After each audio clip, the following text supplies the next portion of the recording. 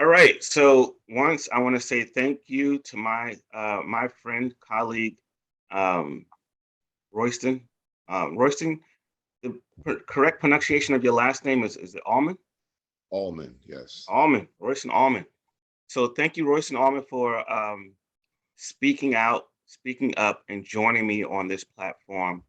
I'm very excited about it because this message today is really geared towards uh, our brothers and sisters in Africa and all those who may have an interest in agriculture, but don't really know what direction they want to go with it, right? And so I do want to give a shout out to the Mandela Washington Fellowship, which this is a program of the United States Department of State with funding provided by the U.S. government and administered by IREX. So I have to mention that disclaimer. But and I want to also thank Angela, who I am working with in Uganda on this initiative.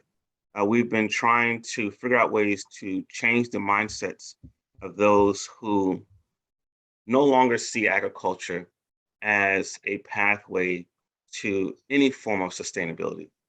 And so we want to just really just show them how we approach agriculture here in the United States, specifically in New Jersey, growing food in cities with the hopes that we can inspire someone across the globe that they can too change the paradigm of agriculture and make it a sustainable lifestyle for themselves.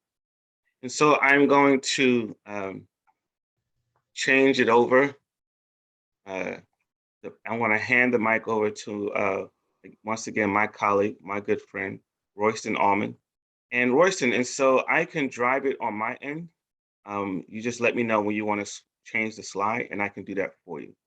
And Okay, I'll let you take it from there. Is that all right? that's fine. Okay, cool. Greetings, everyone. I'm Royston Allman. I'm the director of Ampere Civic Improvement Association. You can hit the slide. Um, uh, Ampere Civic Improvement Association, we're a nonprofit 501c3, and we are committed and created for community revitalization here in the city of East Orange. Um, we look for sustainable models in the areas of arts, culture, agriculture, media, and entrepreneurship, and strongly based on community economics. Um, our, through our working in the community, we look for different models. And the first thing, I'm gonna give you a little background, if you don't mind, Tobias. I'm gonna go into a little background about myself and what led me to this. I'm the son of some Guyanese immigrants that came here in the 60s. And as a child, gardening was just, we had got a house when I was a child, about 3 years old, parents got our first house. And from the time of they got it, we had like 20 plots in the yard because where they're from, the earth is your best friend. No matter what your way of life is, whatever piece of land you have, you're going to plant on it and get something from the earth. This wasn't something that was necessarily verbalized. It was just something that I came to understand when going back home to Guyana, and also all the relatives we had up here. They were connected to the land that was around them. And, I just grew to, first, I resented moving stones and, as a young child, moving stones and so forth in the yard and doing the plant and really didn't have a grasp for it. But I came to appreciate, with the taste of the fresh fruits and vegetables that we had in our yard, a cherry tree and, all of the various fruits and vegetables. So as coming up and watching how our community was developing, I noticed that a lot of our neighbors just, many of them by the 80s, a lot of people who were vested in the community moved away. The landscape of our city began to change. And that what really prompted us in the 90s to start promoting um, local growing. That was stimulated by the Y2K scare, if you recall that. Um, they thought everything was going to fall apart, and a group from Trenton, known as the Poor Righteous Teachers, started a thing about utilizing the soil, and I supported that effort. So um, through those efforts, how I got into beekeeping was basically introduced to it as a means of, you know, uh, restoring the ecology in the urban community. There was a model of something that was done in Chicago that we were looking at through a group I was with called Refal, and that was my first introduction to beekeeping. Uh, that's when we working with Refile in Newark, New Jersey, and a woman from People's Organization for Progress came up with the acronym rather, Neighbors and Community Empowered, for a program um, uh, that they wanted to do in Newark, but they actually chose another name. And I asked her, can we use that name under Ampere Civic Improvement Association? It just says so much. So that's when Neighbors and Community Empowered was born. You hit the slide. Yeah.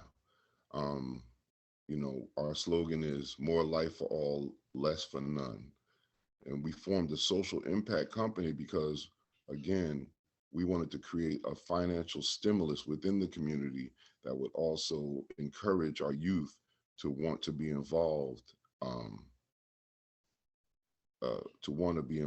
in doing things for the environment. Planting, a lot of people, youth were interested, but at the same time, money and financial means was always at the top. So we utilized the honey as a catalyst, and it worked. We did a program at the Urban League, and we brought the youth to several farmers markets and set them up with uh, the honey that we had harvested in our area, and it was a success. Short-lived, but it was a success. And that's really what birthed us moving in this direction of creating the brand of Nice Honey. It's a program of ours, but now it is also a product. Nice Honey is a product of ours. Next slide. Our vision is to inspire both the young and old to become active participants in the challenge of climate change, environmental justice, and we promote projects that encourage stewardship of our local land, water, food, and air. As we spoke about beekeeping and planting native plants, shrubs, flowers, and trees, because that is what maintains our soil integrity in our area. We encourage organic gardening because a lot of the pesticides hurt the bees and ourselves. So we try to use organic pest control and suggest that whenever we can. Um, in our communities also, there's a lot of impacted soil. So uh, asthma rates in our area are very high. So we encourage that as well. But all these things, all of it comes back to being a healthy environment for humans as well as bees. Um, and you get the next one as well. So I don't know if you had any questions, but this slide is just to show you this is a package of bees before we install them into the Langston, uh, you know, high boxes. This is, we would buy either a nuke, which is the hive in a small box on frames, which you'll see in a minute. But this is how the package comes to us: a queen with around 3,000 bees. Wow. So you would purchase these? Yes, we purchase bees, but we also do splits, because what happens is the queen, every colony only comes with one queen, But if you pull a panel, you can actually make two colonies out of one. If you pull a panel with eggs, if you catch the eggs at the right stage, which we learn to identify when you have an egg from 1 to 4 days, we can pull panels with eggs, put it into another box with worker bees at around 300 bees, and they will, in the absence of a queen, create a new queen by Wow. feeding a royal jelly. And now that becomes the queen of that colony, and it becomes a whole new population. Wow. Awesome. So we do splits, and this is that's a hive box. You're seeing two brood boxes, just bees, bees doing their thing coming out of it. Wow. Mhm. And there we are.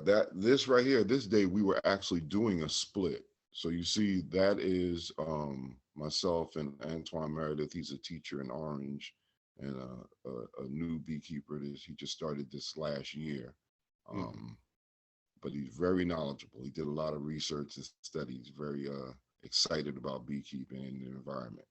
But what you see there is I'm holding a panel and looking for the ones with eggs on it.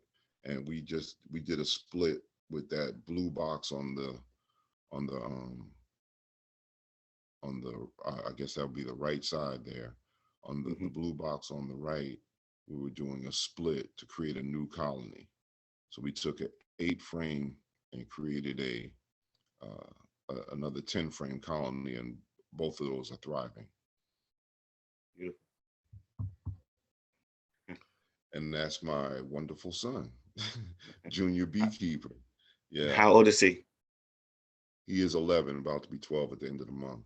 And he started beekeeping at what age? Is his first time here? I'm gonna tell you, he comes out. He's he's getting involved. I'll put it like that. He Okay. doesn't like to taste the It's a honey. process. It's a process, right? So we got in the bee suit. He came out a couple of times. Funny story is, one day I was given some instructions on uh, at Worker Bee Gardens in Newark, Mhm. and I was showing a class some things, and he didn't have a suit on, and I didn't have my equipment on. I was just standing near the beehives talking, and he yells out, "Bees sting dad!" Guess what? A bee stung me about 2 minutes Wow. later. Wow. Yeah, I said he's His the bee. command. He's the bee whisperer. Nice. Yeah, it's just we can hold it there. The the the joy of this is, again, working with the youth. The next slide, those are two young ladies who actually, they're Antoine's granddaughter and niece, and they're very much active about it. Both of them very brave when it comes to bees as well. So Nice. we anticipate that these two will be very active uh, beekeepers. And what is this machine here? Oh, that's we I will go out. That's where we spin out the honey on site. Oh, okay. That's a 3 frame spinner. Okay. Okay. So it is, I think that's almost the end, but I want to hold it there for a minute. Is there any questions you think are pertinent at this point? No, I think we're doing really good on just take walking through the slides. And my question, I don't know if you answered it or not, but when did you get into the actual beekeeping? Oh, that was in 2013. And what inspired you to go into this direction of agriculture? All right. I had seen a program in Chicago with high risk youth and returning citizens, ex-cons, that ex-convicts, that was very successful. They had used the honey, made many products, from lip balms to lotions. They made many products, but mainly they were selling the honey and the pollen. And they got a lot of support from their local government and the community. That was the biggest Wow, part. The community really wow, helped them a lot.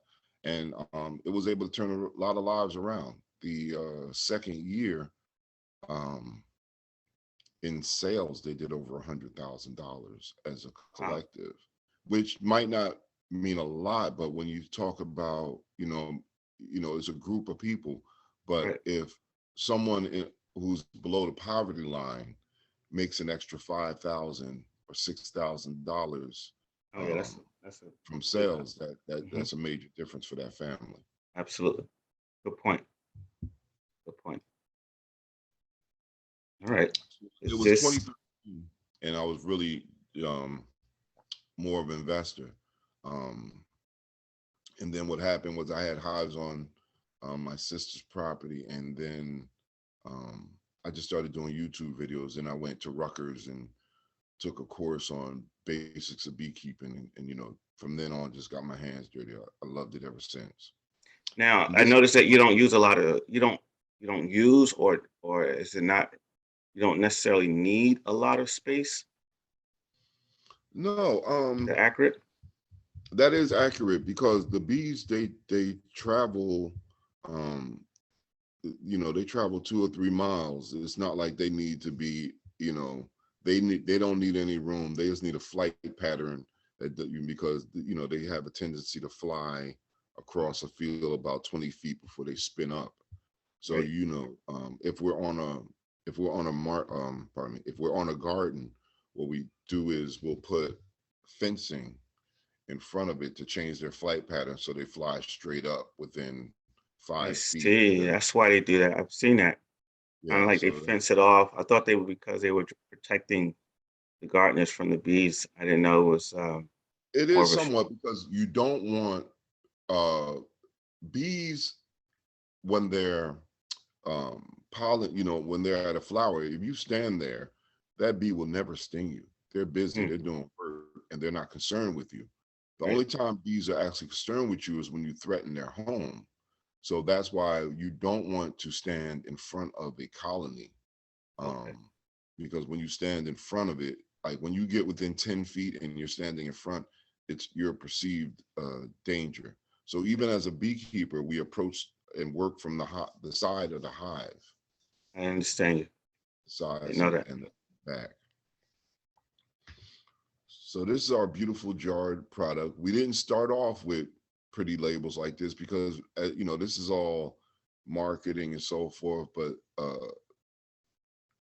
honey is just a great product. So at first we just had a little sticker and a handwritten a handwritten label. You Right. know, you could start this anywhere. The bees, you do a little bit of work, and the bees do the most of it. And Nice. you know, it's a How pretty good much? turn. How many jars can be filled from one one colony?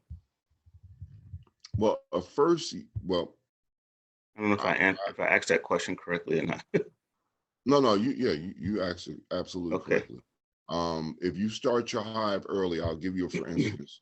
Um, we did 3 new hives this year, and it was about 120 pounds that Wow. we got from each of them. And that's lucky. It's a little bit of experience. A lot of Okay. times, um, new beekeepers will get maybe 20 pounds the first year, but a beekeeper who does visit his hive every 7 to 10 days and is just looking and making sure the health of the bees and feeds them when necessary. When establishing a hive, you Right. want to feed them at the beginning, and help them out. And then after they, you know, get out there, and when there's a whole lot of rain and Oh, there's you want to feed them at that time as well. and we're But talking about pollen when we're talking about feeding. we're talking about feeding, sugar Okay. and artificial pollen Okay. because real pollen you don't want to. We use artificial pollen because, or you can use a mix of sugar and some aminos and that's it. And But it's dry sugar or is it like you can do it sugar either way. cane or We'll do a solution in solution? water Okay. in water, And in the summertime and spring, that's the best way to feed them because um, they can maintain the humidity within the hive. And but in the wintertime, it's only dry products that you would put in. Oh, I Um, see. And that and solution, when it's a wet soluble feeding, is it like, in a container? You spray it on, oh like, yeah, no. Yeah, if you go back a couple of slides, if you go back, tell me to stop here. no, one more. I think it's one more. Right there.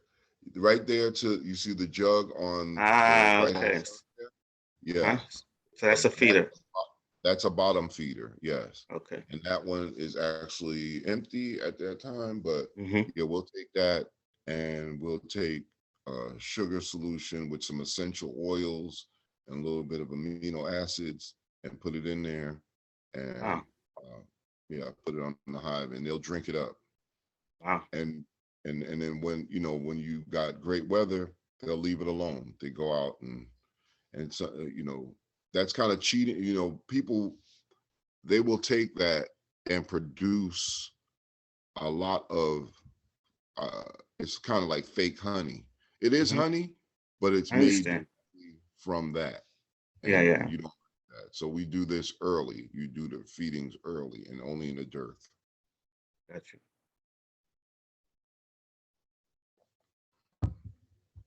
Yeah. Is that it? Oh yeah, that's it. Okay, cool. So we can come out of this. Mhm.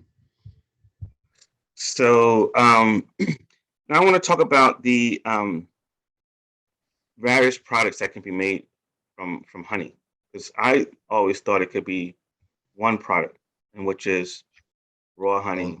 you can put a pollen collector on your hive. So where you're actually collecting the pollen. Um, I don't do that. I Okay. let the bees have it. I stick to honey, but I do know the methodologies for any of the students that want to venture into that area. I've learned the process, so I could teach it. But for me, it's maintenance of the bees.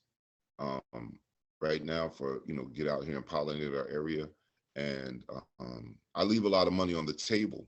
Actually, at the end of the year, a lot of people pull a lot of the honey. I'll leave 60 pounds on a hive sometime, Wow. you know. But I don't, the whole thing is if you can keep your bees alive, Okay. uh and because we have a winter season here, Right. if you can keep your bees alive through the winter, fine. In other environments without a winter, and tell you the truth, everywhere doesn't have the problem of varroa mites that we have. Hmm. So Explain what um, that is. What is this? A gorilla mine? varroa mite, what happened was it's a parasite like a tick that attaches itself to the back of a bee and it drains it. So in the wintertime, those bees need to be at 100%, um, so that they can maintain the temperature within the hive. Hmm. If they get weak, they can't maintain that 90 degree core temperature that they keep. So when it's 22 degrees, like right now, we got bees sitting outside in the hive, in the colony boxes, and they're spinning around inside those hives, maintaining a core temperature of 90 degrees in their little ball, Hmm. so they'll make it through the winter. And they just they got a whole system of they're moving in there, somebody go out and get a little food, bring it back to the center, and they're just rotating around, moving some of the Wow. resources around within there. Bees, Wow. man, I mean, bees are a great life lesson for humans. I'm gonna get, Hmm. I kind of went off on a question about the No, product. but it's all right. It's all right. It's all right. This is interesting. But This is interesting. we also, from pollen, you can take the wax, and the wax can make lip balm. It can Oh, be I see. added to products like soap. Hmm. Um, oh, another big thing that I have not gotten into, but I just began studying, and I understand that actually in Maritai, Africa, I like to Mm-hmm. call it Marika. But in Africa, collecting venom, Mm.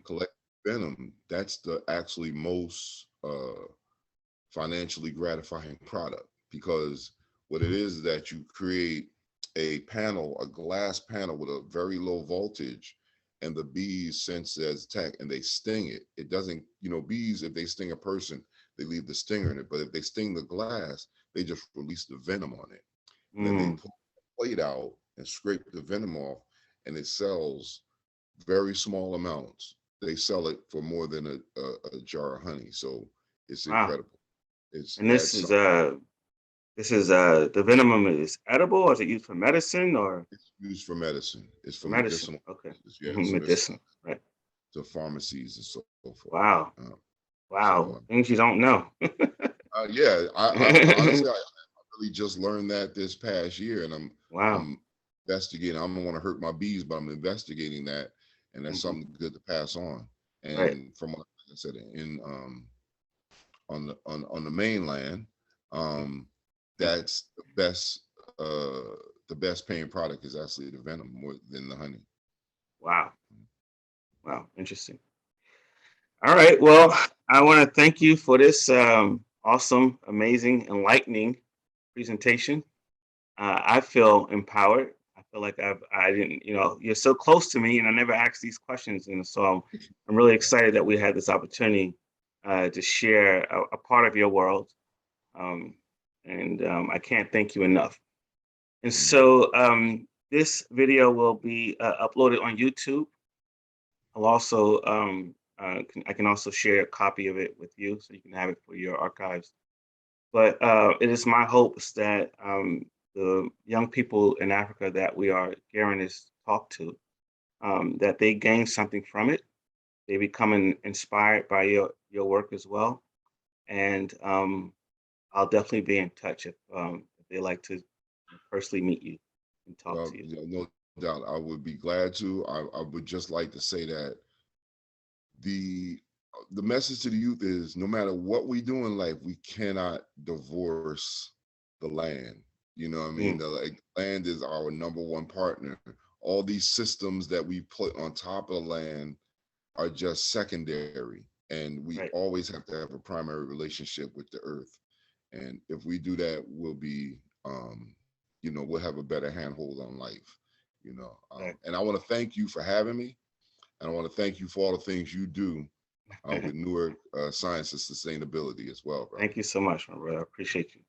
All right. All right. Peace and blessings to everyone. Peace.